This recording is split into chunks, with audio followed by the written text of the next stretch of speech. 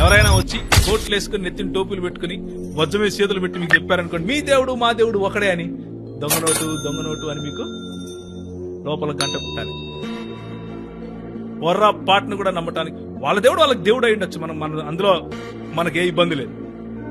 కానీ ఆ దేవుడు బైబిల్లో ఉన్న దేవుడు మాత్రం కాదు. ఒకవేళ ఎవరైనా సరే ఆ దేవుడు మంచివాడు ఈ దేవుడు కంటే అని వెళ్ళిపోతామంటే మనకే ఇబ్బంది లేదు. కానీ ఆ దేవుడు ఈ దేవుడు ఒకడే అంటే మాత్రం ఒప్పుకునేది లేదు. ఆ దేవుడు వేరు, ఈ దేవుడు వేరు. ఆ దేవుడు తను తాను గర్విష్ఠిగా పిలుచుకుంటాడు, మన దేవుడు ప్రేమామయుడుగా పిలుచుకుంటాడు. ఆ దేవుడు తను తాను మోసగానిగా పిలుచుకుంటాడు. ఆయన అంటాడు ఓ మకర్ అల్లాహు వల్లాహు ఖైరుల్ మాకరీన్ అంటాడు. అంటే మోసపుచ్చే వాళ్ళలో అత్యంత మేటంటే అల్లా. మన దేవుడు మోసపుచ్చుతాడా?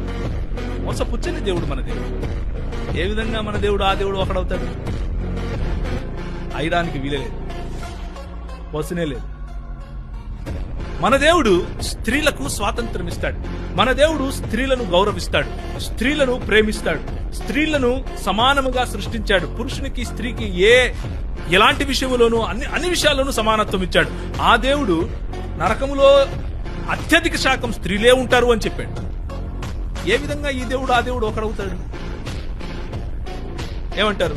మన దేవుడు రంగు రుచి, ఇంతవరకు అమ్మాయి పాట పాడింది, మల్లపాడు ఆ పాట ఏమన్నాడు? మతం లేదు, కులం లేదు, అందరూ పాపులే, అందరూ పాపం చేసి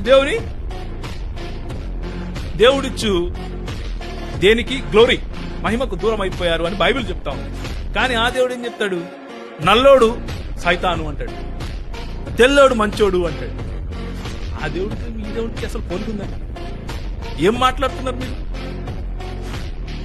అర్థమవుతుందా? మన బైబిల్ చెప్పే దేవునితో పోలినటువంటి దేవుడు ఆ పుస్తకాలలో లేదు. అందుకనే మన దేవుణ్ణి ఇంకెక్కడా పోయి ఎతకాల్సిన అవసరం మనకు లేదు. 66 పుస్తకాలు ఉన్నటువంటి బైబిల్ గ్రంథంలో చూసుకుంటే చాలు.